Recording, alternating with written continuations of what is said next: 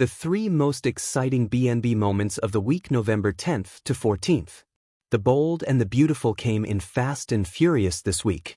As November's sweeps hit the halfway point, relationships were rekindled and strengthened. However, there is also danger lurking as the CBS soap moves into the next week. Key takeaways. Katie and Bill officially reunite. Deacon and Taylor grow romantically closer. Luna spirals after seeing Will and Electra together. Katie and Bill rekindle their love. After toying with a Katie, Heather Tom, and Carter, Lawrence St. Victor, pairing forever ago, the BNB writers have opted to put her back with Bill, Don Diamant. Given the drama surrounding their son, Will, Crew Morrow, a reunion wasn't surprising. As they work together to navigate what to do about Luna, Lisa Yamada, and the baby, they will need to lean on each other. Hopefully, they can work past their issues and focus on a life together as things between Will and Electra, Linnea Grace, continue to blossom. Deacon and Taylor dance around feelings. Deacon, Sean Cannon, and Taylor, Rebecca Budig, have more than just a friendship brewing between them. While at the open mic event at Il Giardino, they made eyes at each other. As Daphne, Muriel Hilaire, sang her song, Taylor daydreamed about dancing with Deacon. With Hope, Annika Noel, and Deke, Harrison Cohn, pushing him hard to leave Sheila, Kimberlyn Brown, BNB seems to be foreshadowing a situationship between Taylor and Deacon.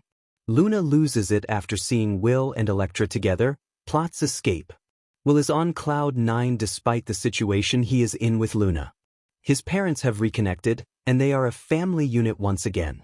He was also given the beach house, where he and Electra will spend time together as they navigate the next steps in their relationship. Luna has lived in delusion about her baby being the key to keeping Will tied to her. When she saw the social media post of Will and Electra at the beach house, she lost it. Immediately, she began to plot her escape plan. With laundry her way out, Luna successfully pulled off another diabolical plot. She is ready for the laundry truck and is on her way to Will. The week of November 10th to 14th on The Bold and the Beautiful was a whirlwind, 5 days of whispered confessions, fractured loyalties, and the kind of beautifully unhinged confrontations that only the Forrester and Logan families can deliver. If emotions were currency, every character would have emptied their accounts by Wednesday. Here are the 3 most electric, pulse-thumping moments of the week, retold with all the heart-pounding drama they deserve. Steffi's ultimatum, I won't let history repeat itself. Of all the heated exchanges echoing through the Forrester mansion this week, none struck deeper than Steffi's confrontation with Hope. It wasn't the typical Logan versus Forrester tension. This was personal, almost surgical. The moment was born quietly, like a storm forming on the horizon, only to hit the room with the full force of a summer thunderclap. Steffi arrived at the cabin with the steady calm of a woman who had rehearsed every word but still wasn't sure how sharp they would sound once spoken aloud. She found Hope at the drafting table, surrounded by sketches, seemingly lost in colors and fabric lines. But Steffi's presence cut through the creative haze instantly. We need to talk. Hope looked up, wary but not surprised. She'd felt this conversation coming, like a pressure shift in the air before a quake. The tension wasn't just about Liam, or even Finn. It was about cycles, the years-long chain of decisions, heartbreaks, and bitter victories that had knotted their families together. Steffi's voice didn't rise often during the exchange, but when it did, it landed like a match to dry kindling. I love my brother Hope, but I won't watch you pull him into the same triangle you pulled my father into, and Liam into, and everyone else who has ever fallen for you. Hope's eyes widened, not with guilt, but indignation. She pushed back, defending her heart, her intentions, her right to a new chapter. But Steffi wasn't having it. Thomas has fought too hard to rebuild himself. I won't let anyone unravel that, not even you. The air between them crackled, every unspoken wound and unresolved rivalry rippling to the surface. Hope's voice trembled, not from weakness but from the strain of fighting a battle she didn't start. You don't get to decide who I love.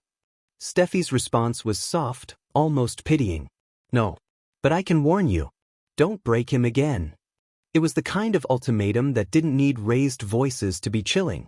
When Steffi left, Hope stood alone in the silent cabin, the weight of Steffi's warning pressing against her like a closing door. It wasn't about threats. It was about history. And history, on this show, never stays buried for long. 2. The secret at Forrester Creations. Carter overhears the wrong, or right, thing. If Monday gave us the emotional explosion, Tuesday delivered the suspense. There's always something simmering behind the glossy walls of Forrester Creations, affairs, designs, betrayals, and this week, the building itself seemed to inhale secrets like perfume.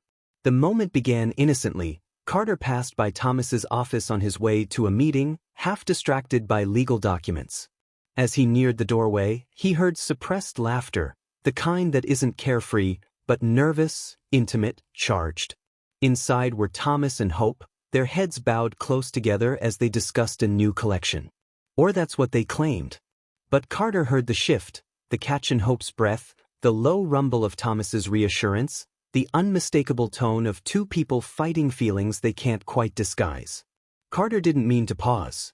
He told himself he wasn't eavesdropping, just collecting himself before knocking. But the words that floated through the slightly ajar door pinned him to the spot. Hope, whatever happens next, I'm not losing myself again. Not for you. Not for anyone. Hope's voice was softer, weighted with something more complicated than desire. I don't want you to lose yourself. I just don't know if I'm ready. Carter's heart contracted, not out of jealousy, but fear. Fear for Thomas, for Hope, and for the entire company.